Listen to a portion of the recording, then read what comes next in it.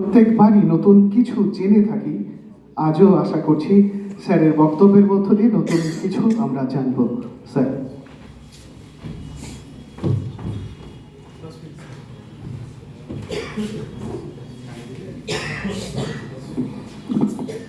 শুভ অপরাহ্ন। ধন্যবাদ সঞ্চালক ডক্টর দীপক দাসকে। আমার সামনে যারা উপবিষ্ট আছেন, আমার সহকর্মীবৃন্দ এবং সেই সঙ্গে আমার শ্রেণীর ছাত্রছাত্রীরা, প্রথমেই নিজের অজ্ঞতাটা স্বীকার করে নিন যে বিবেকানন্দ সম্পর্কে এখনো পর্যন্ত শেষ কথা বলার মানুষই সৃষ্টি হয়নি। কথাটা শুধু বাড়িয়ে বলছি এরকম অনেকের মনে হতে পারে, তার থেকে বড় কথা হচ্ছে যে কোনো কিছু বলবার আগে একটা প্রিপারেশন থাকে। আজকে সেইভাবে নয়, রাস্তায় হঠাৎ করে মনে হলো আমাদের ছেলে মেয়েদের মধ্যে বিবেকানন্দের আদর্শটাকে একটু তুলে ধরা দরকার, সেই কারণেই অনুষ্ঠানের আয়োজন। সুতরাং আমি ঠিক বলবো এরকম মানসিকতা নিয়ে আসিনি, কিন্তু তথাপি প্রত্যাশার চাপ মধুবাবু এবং দীপকবাবু ফারুক কানে কানে বলে গেল স্যার একটু বলবেন। আমি ভাবছিলাম বসে বসে কি বলবো।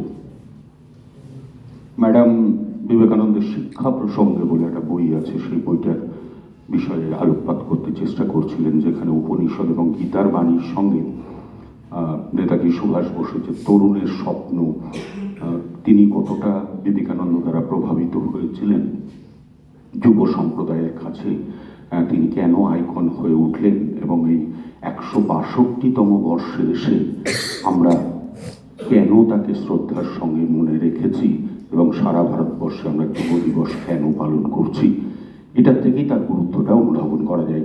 আমি রাস্তা দিয়ে আসছিলাম, আস্তে আস্তে দেখলাম যে ওই সবজি বিক্রি করে বাজারের ভেতর দিয়ে আসছিলাম, তো সেখানে একজন বয়স্ক মহিলা চিৎকার করে বলছেন, শিম নিয়ে যান, শিম মাত্র 10 টাকা কেজি।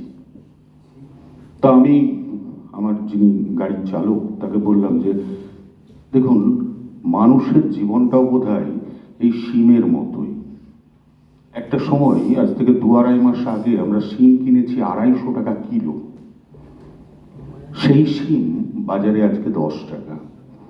আমার কর্মক্ষমতা যখন শেষ হয়ে যাবে, তখন পরিবার পরিজন সমাজের কাছে আমার অবস্থাও এই 10 টাকা কিলোর মতোই দাঁড়াবে। কিন্তু জাফরানের দাম কখনো কমে না, তাই বেগুন, শিম, আলু এগুলো হওয়ার চেয়ে জাফরান হওয়া অনেক সৌভাগ্যের, এবং সেটা হতে পারেন ওই নরেন্দ্রনাথ দত্তই, আমরা নই।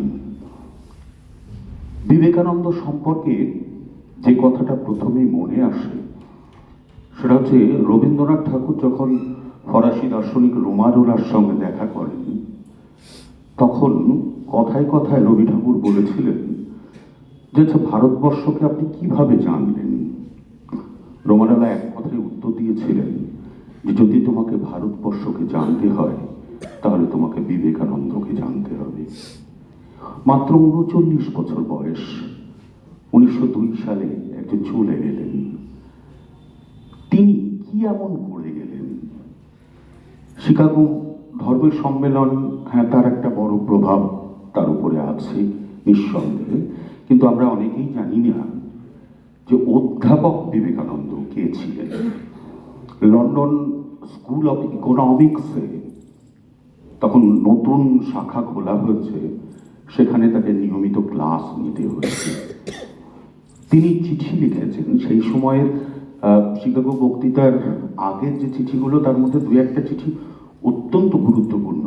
সেখানে তিনি ইউরোপ আমেরিকা সম্পর্কে বলছেন যে আমার এখানে খ্যাতির অভাব নেই, আমার এখানে যে সমস্ত দৈনন্দিন সুবিধাগুলো লাগে সেগুলোর কোনো অভাব নেই, কিন্তু কোথাও যেন মনে হয় যে এদের মনের মধ্যে আমি বোধহয় সেইভাবে জায়গা করে নিতে পারিনি। অর্থাৎ রাস্তা দিয়ে যখন কেউ একটা এই আমাদের যে সাধারণ ধরনের পোশাক আশাক আমরা যেগুলো পরি, দেখতে অভ্যস্ত, তার বাইরে যদি কেউ একটা অন্য ধরনের পোশাক পরে যায়, তখন আমরা যেমন তার দিকে একটু অবাক হয়ে তাকাই, অনেকটা চিড়িয়াখানায় আসা নতুন প্রাণীর মতো। স্বামীজি নিজেই বলছেন যে তার ক্ষেত্রেও কিন্তু এই ঘটনা ঘটেছে।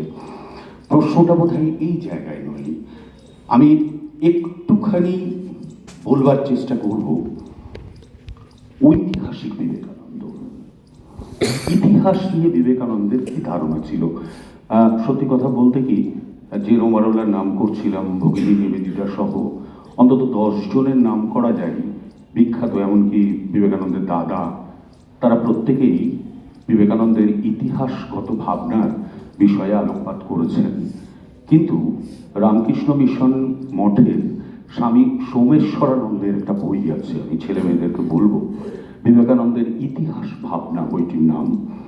এই বইটি একটু সবাইকে পড়তে বলবো, বিশেষত ইতিহাসের ছাত্র যারা, তারা তো বটেই, সেই সঙ্গে অন্যান্য ডিসিপ্লিন। তার কারণ আছে। কারণটা কি? না, এটা বিতর্কিত কথা যে আমরা কি বিবেকানন্দকে ঐতিহাসিক বলবো। না, বিবেকানন্দের মতো একটা বিশাল আকাশকে কখনো কোনো একটা সাবজেক্ট বা কোনো একটা ডিসিপ্লিনের মধ্যে বেঁধে রাখা যায় না, সে চেষ্টা করাও উচিত নয়। বিবেকানন্দ একাই গোটা ভারতবর্ষ, বিবেকানন্দ একাই গোটা পৃথিবী। কেন? দেখুন, বিবেকানন্দকে আমরা পাচ্ছি 19 শতকের শেষ লগ্নে। এই যে 19 শতকের শেষ লগ্ন এবং 20 শতকের সূচনা লগ্নে তার মহাপ্রস্থান হচ্ছে, এই সময়ে পৃথিবীর ইতিহাস দর্শনকে যদি বাদও রাখি, শুধু ভারতবর্ষের দিকে তাকাই, তাহলে দেখব আমার দেশের যে জাতীয়তাবাদী ইতিহাস চর্চা শুরু হয়েছে, যেখানে গোপাল কৃষ্ণ গোখলে, রমেশচন্দ্র দত্তরা লিখছেন এবং ভারতবর্ষের গুরুত্বটা ব্রিটিশের একটা প্রতিপক্ষ হিসাবে তুলে ধরার চেষ্টা করছেন, অর্থাৎ আমার জাতির আত্মপরিচয়কে তারা তুলে আনবার চেষ্টা করছেন। ফলে সেই সময়ে ন্যাশনালিস্ট হিস্টোগ্রাফির একটা ট্রেন্ড চলছে। উল্টো দিকে কি হচ্ছে? উল্টো দিকে এটা হচ্ছে যে 19 শতকের সূচনা লগ্ন থেকেই, দ্বিতীয় দশক থেকেই আমরা দেখতে পাচ্ছি যে বাংলা নবজাগরণের একটা হাওয়া উঠেছে। আমরা সিপাহী বিদ্রোহ করছি। এই রকম প্রেক্ষাপটে দাঁড়িয়ে রাজা রামমোহন রায়ের মতো মানুষ, তিনি একেশ্বরবাদের কথা বলছেন। সঙ্গে সঙ্গে স্বামী দয়ানন্দ সরস্বতী আর্য সমাজের প্রতিষ্ঠা করছেন। মজার বিষয় হলো, বিবেকানন্দকে আমরা ওই গেরুয়া বস্ত্রধারী শ্রী শ্রী রামকৃষ্ণ পরমহংসদেবের একজন শিষ্য, এবং তিনি যে ইতিহাসটা আলোচনা করবেন সেই ইতিহাসটা পুরাণ নির্ভর হবে, এটাই স্বাভাবিক কথা। কিন্তু আশ্চর্যের বিষয়, বিবেকানন্দ রাজরাজার কাহিনীকে ইতিহাস বলে মনে করলেন না, ধর্মতত্ত্বকে, পুরাণ ভিত্তিক ইতিহাস চর্চাকে তিনি ইতিহাস বলে ধরলেন না। শুধু তাই নয়, তিনি একটা জিনিস সকলকে চোখে আঙুল দিয়ে দেখাবার চেষ্টা করলেন যে আমার যে নিজস্ব সংস্কৃতি, সেই সংস্কৃতির মূল জায়গাটা কি। ইতিহাস বলতে কার ইতিহাস? ইতিহাস বলতে কাদের ইতিহাস? একটা দেশের ইতিহাস কি শুধু রাজাদের কথাই বলবে?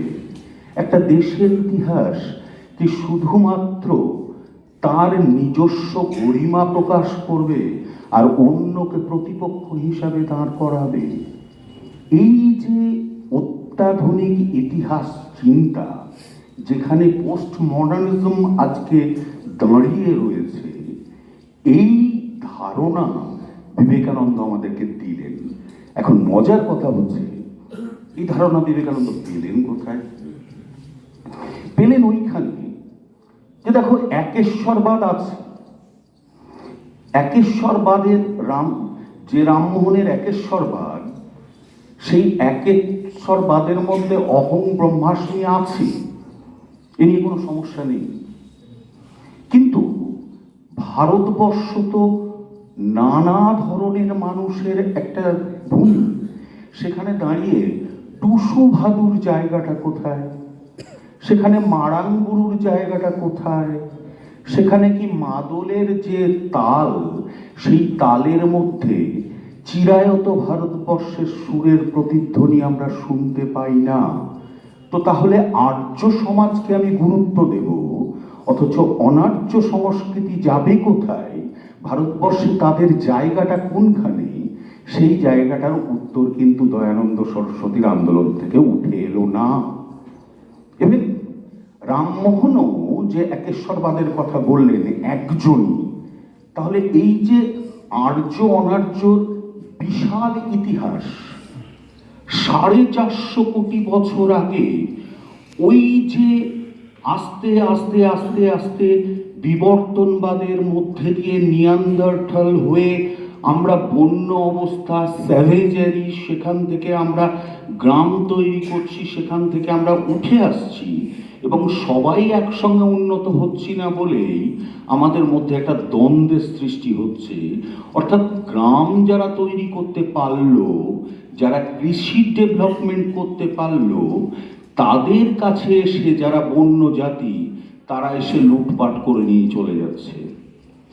আমরা আর্য অনার্যকে দেখলাম, কিন্তু বিবেকানন্দ লক্ষ্য করলেন যে শুধুই কি অমিল, এদের মধ্যে মিলও ছিল। মিলটা কোথায়? না, যখন আমরা এক্সচেঞ্জ করছি, অর্থাৎ আমার কৃষিজাত ফসল আছে, ওরা জঙ্গলে থাকে, ওরা পশু শিকার করে, আমার মাংসটা খেতে হবে, আমার মাছটা খেতে হবে। ফলে এই যে ক্লাসিফাইড সোসাইটির যে ধারণাটা এলো, যেখান থেকে ব্রাহ্মণ, ক্ষত্রিয়, বৈশ্য, শূদ্রের কনসেপ্টটা গ্রো হচ্ছে, সেটা কিন্তু আর্য সংস্কৃতির মধ্য থেকেই আমরা দেখতে পাচ্ছি। সামগ্রিকভাবে গোটা পৃথিবীতেই বর্বর জাতি এইভাবে আক্রমণ করেছে, ম্যাগিয়ার থেকে ভাইকিং, আমি ডিটেলসে যাচ্ছি না। স্বাভাবিক কারণে বিবেকানন্দ দেখলেন সকলকে নিয়ে তো চলতে হবে, সকলের আশ্রয়স্থল হয়ে উঠতে হবে, কারণ প্রত্যেকেরই কন্ট্রিবিউশন আছে, তুমি শুধু বিরোধটাকে দেখাবে না।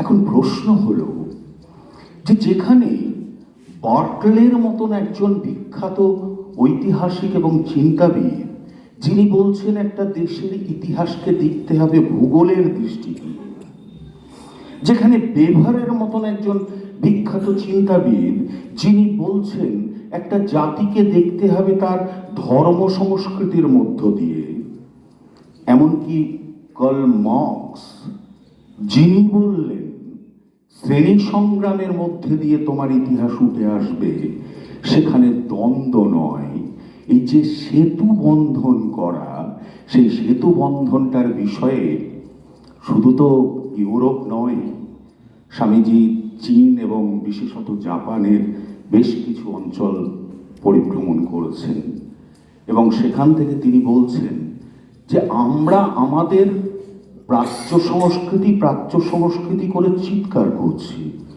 আমাদের অতীত ইতিহাস আছে, আমরা জ্ঞানের চর্চা করেছি, আর্য সভ্যতা উন্নত সভ্যতা, তার আগের সভ্যতা অনেক উন্নত ছিল, কিন্তু ইউরোপের পাশ্চাত্য সভ্যতাকে কোনোভাবেই নিজের মধ্যে আত্মস্থ না করেও জাপানের মতো একটা ছোট্ট দ্বীপ, সে কিভাবে এতটা উন্নত জাতিতে পরিণত হতে পারে?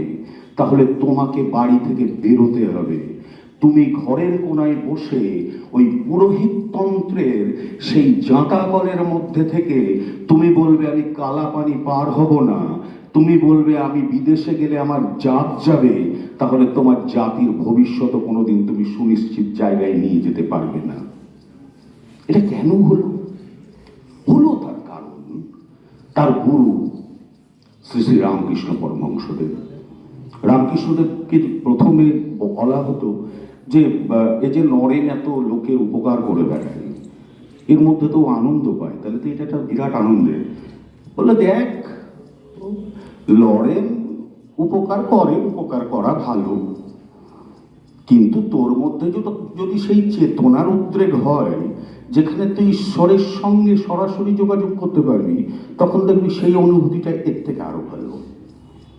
কিন্তু রামকৃষ্ণ পরমহংসদেব যেটা করলেন সেটা হচ্ছে উনি খ্রিস্ট আর খ্রিস্টের মধ্যে কোনো তফাৎ রাখলেন না।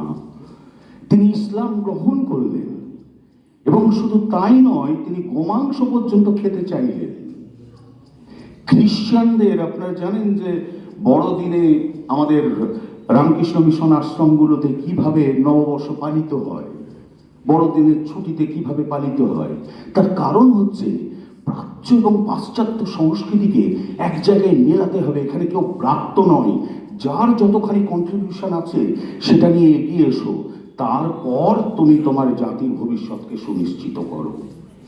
এই আদর্শকে ওই রামকৃষ্ণ পরমহংসদেবের ধর্মীয় যে অঞ্চল তার বাইরে পৃথিবীর সম্মুখে যিনি উপস্থাপিত করলেন তিনি আর কেউ নন, শ্রদ্ধেয় স্বামী বিবেকানন্দ। সুতরাং আজকের দিনে বসে ওই কথাগুলো আমাদের কানে প্রতিধ্বনিত হয় যে তুমি কোথায় ভগবানকে খুঁজছো, কোনখানে তুমি ভগবানকে দেখতে চাইছো। শুধুমাত্র জীবকে ভালোবাসো, জীবের জন্য করো। এই জীব কিন্তু কোনো জাতি বৈষম্যের জায়গায় নয়, নারী পুরুষ নয়, আর্য অনার্য নয়। কারণ ভারতবর্ষের ইতিহাস দ্রাবিড় সভ্যতার কাছে ঋণী, ভারতবর্ষের ইতিহাস প্রোটো অস্ট্রোলয়েডদের কাছে ঋণী, ভারতবর্ষের ইতিহাস যে সমস্ত মানুষগুলো এসেছিল গোল মাথার ভূমধ্যসাগরীয় অর্থাৎ মেরিডিয়ান থেকে, তাদের কাছে ভারতবর্ষ ঋণী। সুতরাং সকলেই যে কন্ট্রিবিউশনটা করেছে সেখানে যদি তুমি ভাগ করতে যাও তাহলে কিন্তু পৃথিবীকে সুনিশ্চিত করতে পারবে না। আজকে গ্লোবালাইজেশনের কথা বলছি, আজকে বিশ্ব বাজারের কথা বলছি, আজকে গোটা পৃথিবীকে একটা গ্রাম বলে ধরছি এবং সবাই সবার সঙ্গে এক হতে চাইছি। বিজ্ঞানের দৌলতে প্রত্যেকের সঙ্গে প্রত্যেকের আদান প্রদান হচ্ছে, কিন্তু এই আদান প্রদানের জায়গাটির সূচনা লগ্নে যিনি কাজ করেছিলেন তিনি আর কেউ নন, স্বামী বিবেকানন্দ। বিবেকানন্দ সম্পর্কে বলবার আরো অনেকগুলো জায়গা আছে, যেমন ম্যাডামরা বললেন, স্যাররা বললেন, কিন্তু আজকের দিনে যেহেতু আমরা হঠাৎ করে এটা করেছি, আমি শুধু এই ধারণাটুকু রেখেই আমার কথা শেষ করব। শুধু এটুকু বলবো যে পৃথিবীর যত মনীষী জন্মেছেন সেই মনীষীদের মধ্যে এই যোগসূত্রের বাণীকে যিনি তুলে দিয়েছেন এবং ভারতবর্ষের প্রকৃত আদর্শকে যিনি বিশ্বের সামনে প্রতিষ্ঠিত করতে পেরেছেন, যে আদর্শ আজ গোটা পৃথিবীর কাছে একটা দিক নির্দেশ করবে চলবার, তিনি স্বামী বিবেকানন্দ। ১৬২তম এই জন্মদিবস পালনে তাকে আমার সশ্রদ্ধ প্রণাম জানিয়ে আমার ছোট্ট কথা শেষ করছি। ভালো থাকবেন সবাই, ভালো রাখবেন সকলকে। ধন্যবাদ।